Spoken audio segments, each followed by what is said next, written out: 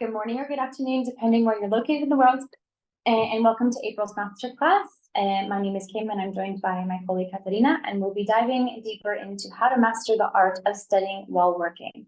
So make sure to grab your pens and your notebooks because we're going to embark on a journey to unlock these secrets of harmonizing work and study life. So, good morning from me as well. So have you ever felt like this, or even this, or sometimes like this? Like, I'm sure we all are familiar with this type of feeling, being stressed, anxious, or worried, having too much to do. So if you're working while pursuing a degree, it can sometimes be challenging to handle all of your deadlines and responsibilities. So even though I cannot see all of you, I know all of us can go through stressful periods where the only real solution, at least for me, is coffee. So therefore, today we would like to dive into how to best balance your working and academic life while maintaining a healthy balance. So successfully balancing a job and your coursework can lead to lower stress, better grades, and also higher quality of work. Therefore, understanding how to balance work and school can help you succeed and enjoy your role as a student and also as an employee. Therefore, we would like to ask you, do you feel that you personally balance your studies and work life?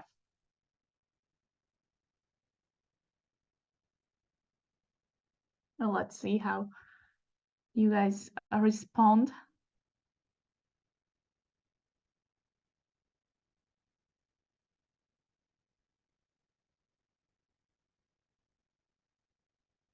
Okay, so I see that a lot of you said sometimes, and some feel that they're balancing it quite well. So that's really great. So I hope we can give you even more useful tips.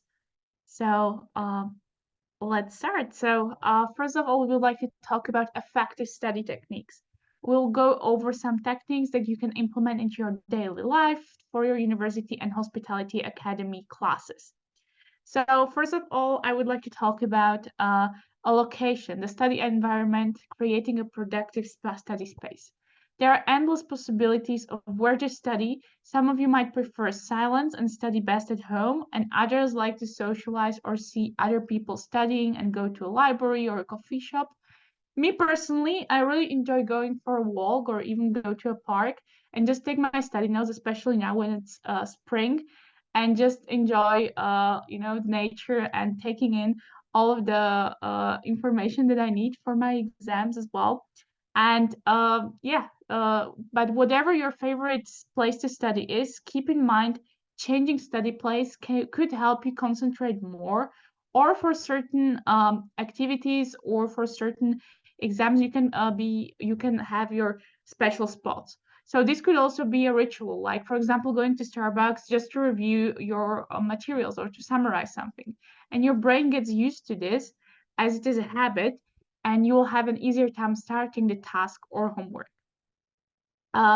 Next important tip is tidy up your study place. I cannot stress this enough. A cluttered study space can lead to feelings of being overwhelmed and distracted, and this can only take a few moments before each study session to just tidy up a bit your desk. I know that sometimes also my desk is a bit, not the tidiest, but I take the time to clear off any necessary things and to have my materials organized and to remove any unnecessary items that might divert my attention. Also, having easy access to everything you need before you start is essential. We've gone over what to leave out, so let's focus on what to include. So for instance, you will need different materials for preparing a marketing presentation, let's say, than for preparing a final exam.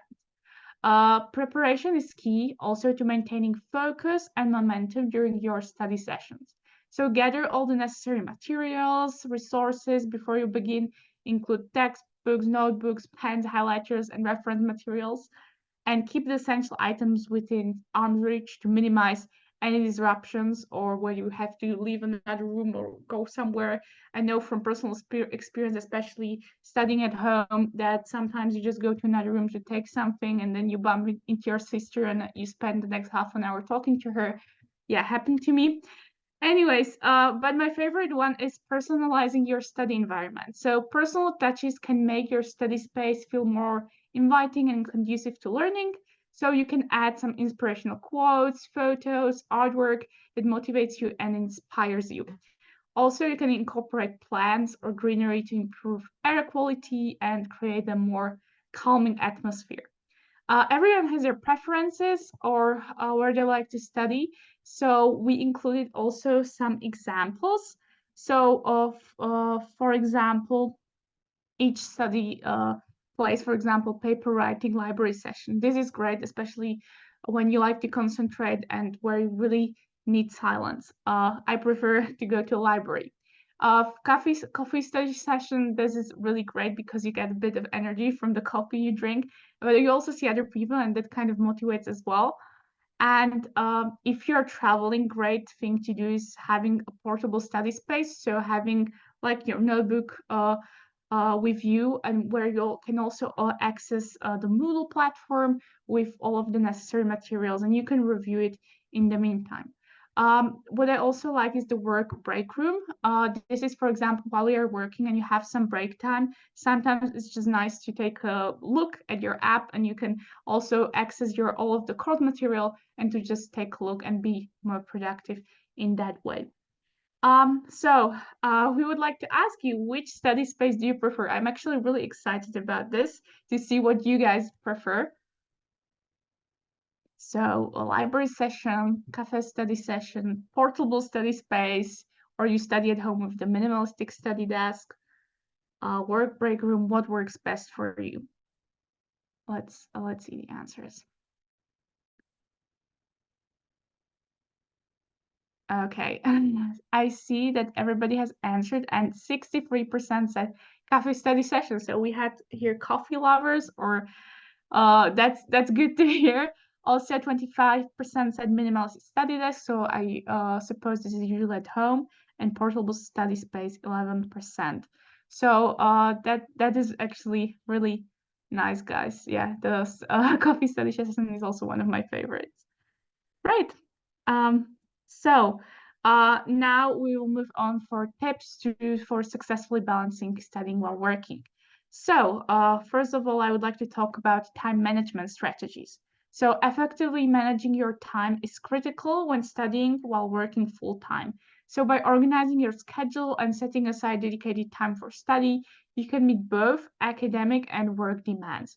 So you can use, for example, Google Calendar or Microsoft Outlook to keep track of your busy schedule and stay top of your deadlines at both work and school. So make sure to add reminders 1 month, 1 week, or even 3 days before the deadlines. This helps immensely. Also, the next one, I really like this one, is create a realistic study plan.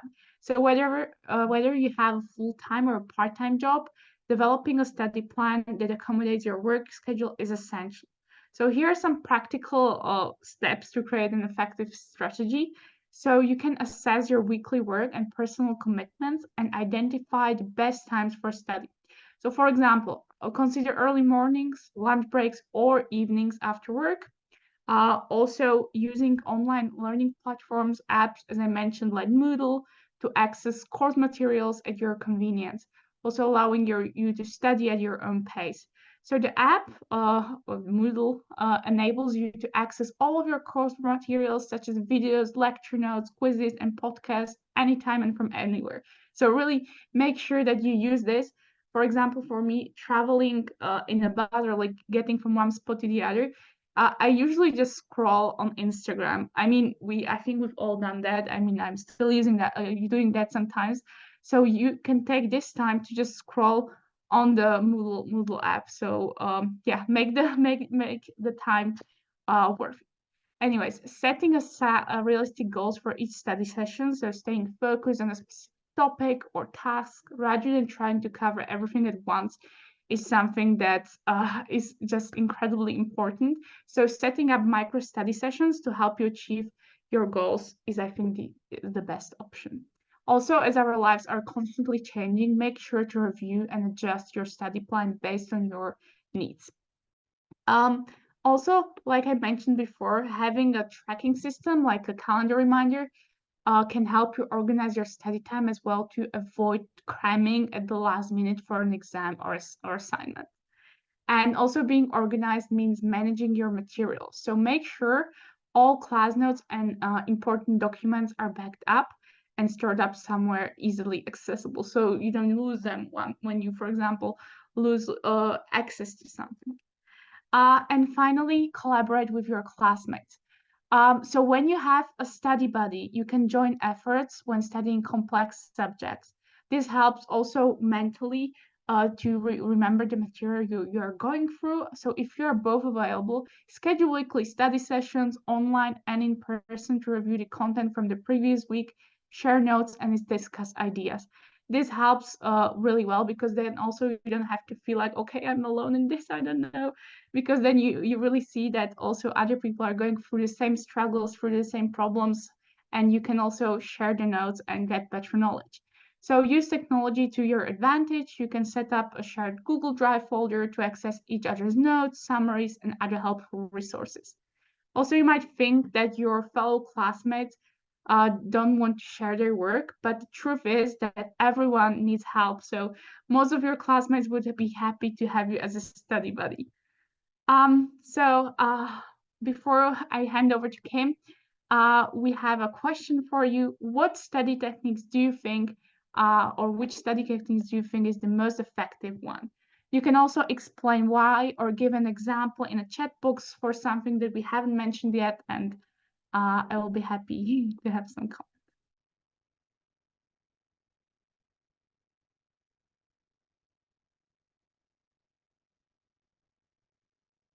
So I'm seeing.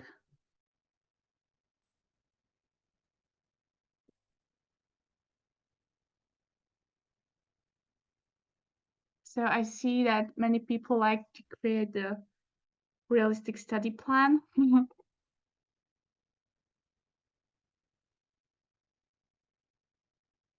Micro learning, small amounts of bit size learning. Yes, this is actually a great way to learn, and also to not to get overwhelmed.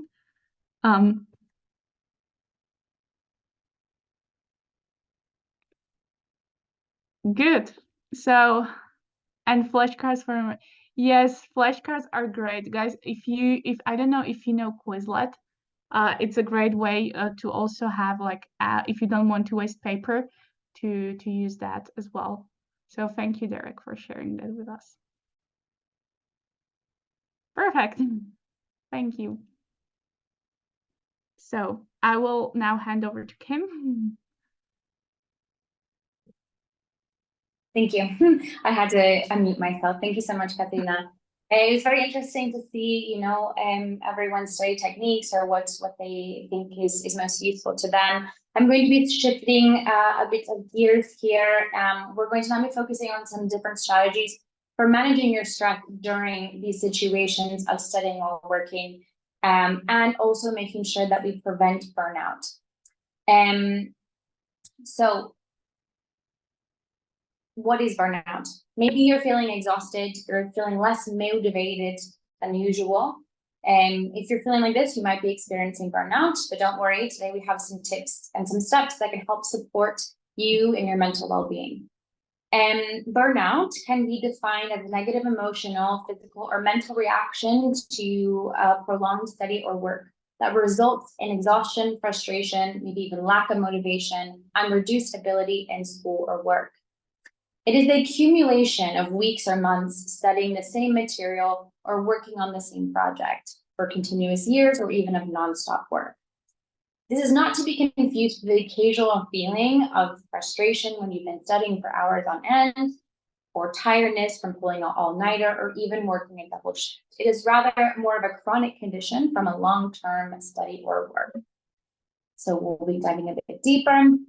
What are the symptoms of burnout? Okay, some symptoms might feel, right? So you might be feeling exhausted, no matter how much sleep you get, resulting in fatigue or even insomnia, lacking motivation to attend your classes or even to start assignments, the loss of confidence in your academic or work abilities, incapability of meeting your important deadlines, inability to concentrate on your schoolwork or even lectures, or even maybe even feeling bored or uninterested in aspects of school or areas of leisure that you used to.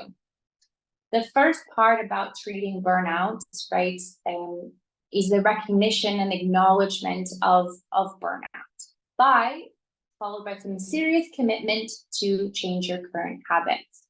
So I'm going to go over some ways that we can recover from academic burnout or work burnout.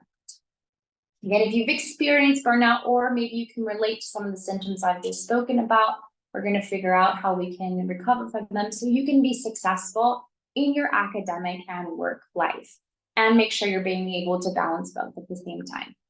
The first is to seek help. Sometimes this can be a bit daunting, right? But when you have burnout in academics or your work, you might need the help of a professional. But if you're currently studying, you can always speak to your academic advisor at the university or a mental health professional. To speak about the burnout, to speak about different strategies that you can use in your personal life to make sure that the burnout doesn't continue. You can also reach out for help from your friends, your families who are possibly living abroad, or a trusted teacher or coworker. The second is to recognize your symptoms, the symptoms that we've just spoken about. Get to know the symptoms of burnout and don't ignore your body and mind. If you know you have the symptoms of burnout, it's time to make a change. Then, of course, don't ignore. Do not ignore burnout, as it will only get worse if you keep pushing yourself forward and don't get help. Okay? Don't get this confused with just trying to be proactive or to show your capabilities, right? If you're experiencing burnout, it's best that you get that. Okay? Manage your stress. This is easier said than done, and I know a lot of us can relate to this, but by managing your stress levels and by making big changes can reverse the actual burnout. So by setting some time to yourself to decompress and really reduce your stress. And then make important changes. This could be practice mindful breathing, eating, or even socializing. Trying meditation breaks throughout your workday, or if you're on campus for your on-campus classes. You can also try to rearrange your schedule for a better work-life balance. Remember that burnout, right? It didn't take you a few days to have it. It might have been months or even years to develop the burnout. Therefore, the recovery will also take some time and commitment. So some of these ways to recover, if you follow them consistently and don't give up, you'll be on your way for a full recovery. Again, this is all just tying back into how we're able to balance studying while working. Okay, so now I want to talk about some self-care and wellness practices. Since we've learned the study techniques and how to time or better manage our time in our work and our academics, what to do if we've experienced burnout, I want to end this class by speaking about more self-care and wellness practices in our everyday lives. Why? Okay, we're talking about school and we're talking about work, but we also need to look into ourselves to make sure that we're okay. It's important to make sure your well-being is being taken care of in order for you to be successful in your job and your studies. Therefore, we need to take the time today or, after today's masterclass to better understand what we can do to help support ourselves and others. I'm not sure why this red thing is here, but anyways, when people ask, how do we maintain a work-study life balance? We always could answer, we need self-care, okay? One study has shown that 73% of Americans became more conscious of practicing self-care in 2020. This may be because of the pandemic, right? They're at home, I'm going to practice my self-care. But 69% of them had planned on incorporating more self-care in their routine in the years before. We all know that workplace and our school lives have plenty of stressor. And so when you're doing both at the same time, it's probably double the amount of stressors, right? When you're too busy to relax, your energy levels diminish and engaging with work or assignments may get harder. These workplace or school stress triggers might then lead, of course, to exhaustion, interfere with your stress management technique, indicating that you need the work-study-life balance. The importance of work-study-life balance isn't only about having the time to put up your feet, right? It's the balance demands that we disconnect from our job and from our studies and devote our energy to our personal lives. Again, this is easier said than done. We're working a full-time job, internship, we're studying full-time. When do I have the time to do something? Our lifestyles should allow us to easily take time to improve our well-being and mental and physical health, rather than feeling that it's impossible. So even if you have just that moment of time to be fully conscious that this is my time to practice my self-care, that is self-care. And so I'm going to go over some 10 practices to achieve this work-study-life balance. Get enough sleep. This is very interesting for students, right? It's like, no, I'm studying till midnight and then I work up and I go to class at 6, right? But let's try to be firm with your bedtime, right? So maybe that's setting a schedule for yourself. I'm going to bed every night at 11 and then, and waking up at this time. We can start by prioritizing our nightly routine that helps us relax and decompress from the day. That might be drinking some tea or even just reading a chapter from your favorite book or your current book. When we have this routine, this can also help us wake up earlier, which then gives us more time for our morning routine or even some self-care. The next is practice mindfulness and meditation. Okay, carving out time in our day to reconnect with ourselves allows us to be more in tune with our emotions, which then can lead to better work abilities. So practicing this doesn't require much time. Again, like I mentioned, you can take that moment on your lunch break to try to sneak these in on your lunch break, after work, in between a class, and so forth, okay? Really taking a moment to yourself to decompress the physical body and the mental. Unplug from social media. Katarina explained this a little bit ago, but while social media can be really handy for connecting with others, learning about things, it's also very draining on your mental well-being. So try setting up notifications on mute. Limit your app usage by having a limitation, or even try doing a weekly digital detox. And this can better help our personal time and help us be more focused at work and with our studies. There's no distraction. Set boundaries with others, okay? Setting boundaries in our professional and personal life help us keep our relationships respectful. So don't be afraid to sit down and have conversations with people about setting these healthy boundaries. This is actually an act of self-care. Explore some new places. Of course, we all love to travel, right? But it doesn't have to be expensive, right? Exploring a new place could be going into a different neighborhood and trying a different coffee shop, or eating at a new restaurant every few weeks. Right? This gets you out, and this is also a practice of self-care. Going for a hike or for a walk, or just in general, getting outside. Prioritizing time for some physical activity can truly, truly help your well-being. Going on a hike also gives us the chance to be able to breathe in some fresh air, connect with nature, and appreciate the change of scenery, especially if you're living in a concrete a city, right? You get out and get some air. Because studies have shown when we spend time in nature, this can help reduce our levels. So try to spend as much time as you can. I know from personal experience, when I go away in the mountains and go for a hike, and when I come back to Madrid, the concrete city, right? I feel rejuvenated. I feel, okay, now I feel productive. I've had this little mental break. And now I'm ready, again, to be more productive, but I'm very, very self-aware. Learn how to say no.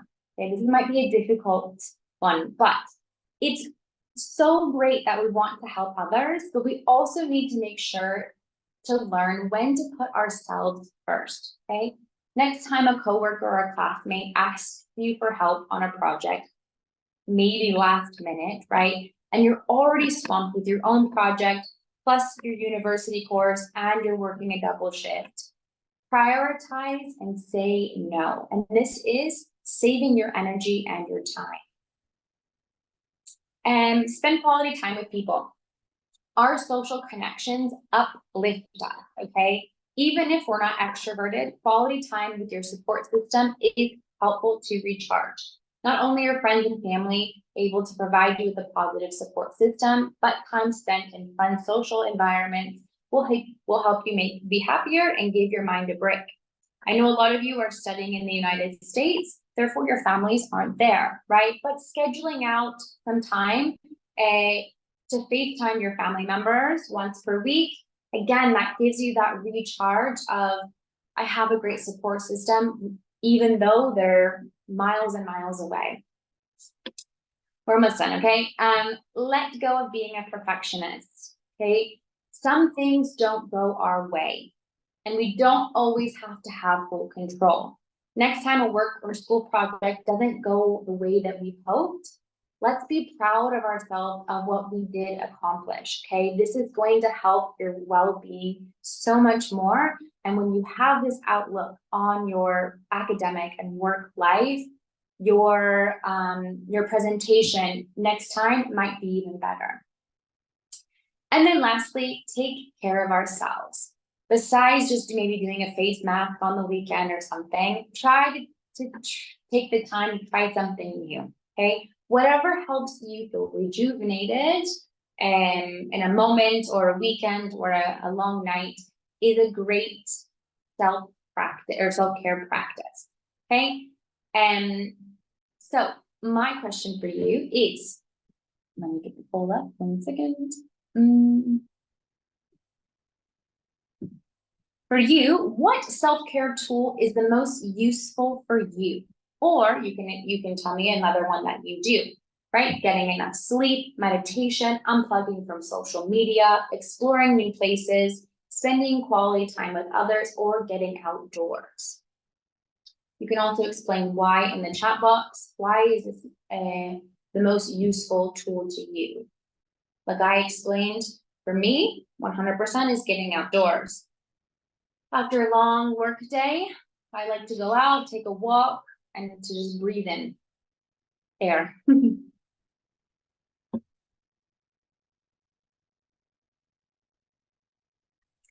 Okay, good. So the majority of us have said get outdoors, getting outdoors, right? I think this is very useful for a lot of us because we're all might be working and studying right inside, right? So getting outside really helps us disconnect and get back to our personal well-being. No one said unplugging from social media. That's okay. Again, we're in the world of social media now, and we maybe rely on it a lot. It's something that you might want to consider in the future of doing that digital detox. It could be helpful for some of them. Okay. 1 second.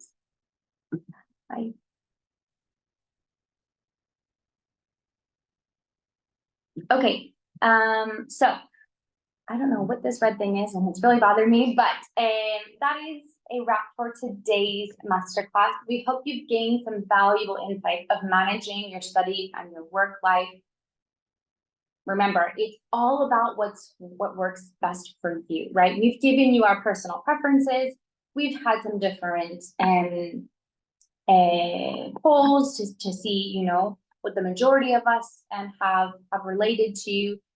However, again, it's about you, right? Take care of yourselves, prioritize your well-being, and don't forget to implement some of these strategies into your daily routine, okay? This masterclass will be uploaded onto our YouTube page, our YouTube account, so you can go ahead and take a relook at this, and you'll be able to see and review some of the things and strategies that we've talked about today. From myself and from Katarina, thank you so much for joining. Until next time, make sure to stay balanced and keep thriving. You got this. Balance that work-study-life balance. And join us next month for our next masterclass from Hospitality Academy. Thank you so much and have a great day ahead.